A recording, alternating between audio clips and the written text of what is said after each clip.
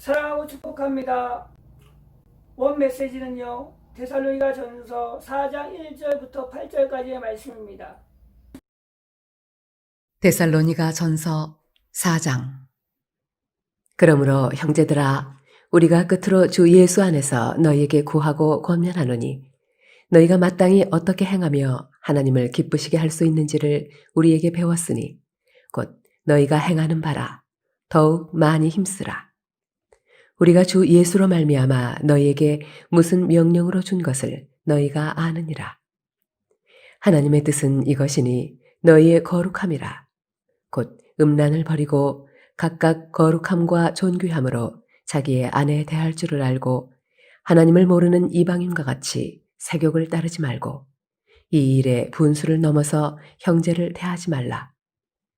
이는 우리가 너희에게 미리 말하고 증언한 것과 같이 이 모든 일에 주께서 신원하여 주심이라.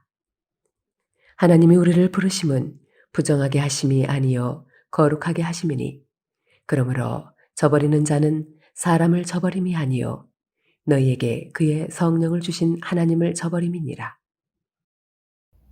데살로니가 지방은 항구 도시였고 뱃사람과 술집과 호색하는 집이 많이 있었습니다.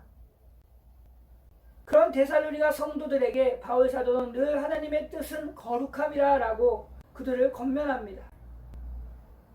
여러분, 위기의 순간이 언제 찾아올까요? 고난과 박해 가운데 찾아올까요? 가장 큰 위기의 순간은요, 우리가 태평성대를 누리고 편안할 때라는 사실이에요. 다윗은 태평성대를 누리고 가장 편안할 때 자기의 충신이었던 우리아의 아내 밧세바를 자기의 아내로 만드는 가장 큰 범죄를 저질렀습니다.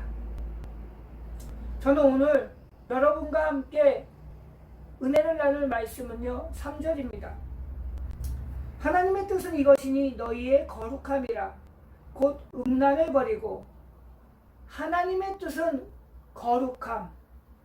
거룩함은 곧 구별된 삶입니다.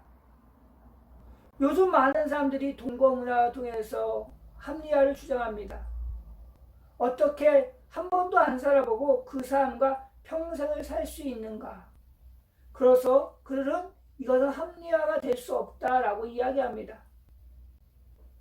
그러면서 우리는 어떻게 하면 믿음의 사람으로 살 것인가? 믿음은요, 세상의 환경과 문화를 따라가는 것이 아니라는 겁니다. 믿음은요, 상황과 환경을 뛰어넘어 하나님의 뜻 가운데 구별된 삶을 살아가는 거예요. 어찌 보면 오늘 데살로니가 지방에 있는 이 항구 도시의 뱃사람이 이렇게 합리할 수도 있었습니다. 술 한 잔인데 뭐. 그러나 하나님께서는 이것 또한 구별된 삶을 살라라고 말하고 있는 것입니다. 성경은 우리에게 구별된 삶을 살기 위해 오늘 하반절에 음란을 버리고 라고 말하고 있습니다. 우리가 상처난 부분을 가만두면 썩게 되고 나중에는 도려내지 않으면 절단하게 되죠. 이것처럼 버리지 않으면 우리에게 영적으로 큰 문제가 찾아온다는 것입니다. 성경은 이렇게 말합니다. 만일 내 눈이 너를 범죄하거든 빼버리라. 한 눈으로 하나님의 나라에 들어가는 것이 두 눈을 가지고 지옥에 던져지는 것보다 나으리라. 오늘 메시지입니다. 우리의 상황을 합리화시키지 말아야 되겠습니다. 우리는 어떠한 문제가 발생되면 합리화시킬 때가 많이 있어요. 나의 상황 가운데 난 어쩔 수 없어 라고요. 믿음은 합리화를 시키는 것이 아니라 자기의 연약함을 인정하고 주님 앞에 나오는 것이에요. 적용해 봅니다. 성경 베드로전서 1장 16절에 기록되었을 때 내가 거룩하니 너희도 거룩하라. 네, 우리가 거룩하려면 하나님과 함께 거룩해져야 됩니다.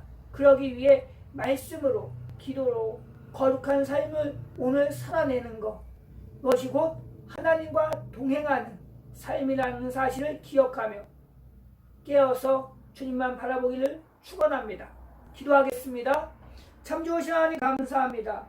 오늘도 주님 가운데 주님만 바라보며 거룩한 삶을 살아가는 복된 날 되게 인도하여 주옵소서. 분명히 살아 역사하신 예수님의 이름으로 기도합니다. 아멘.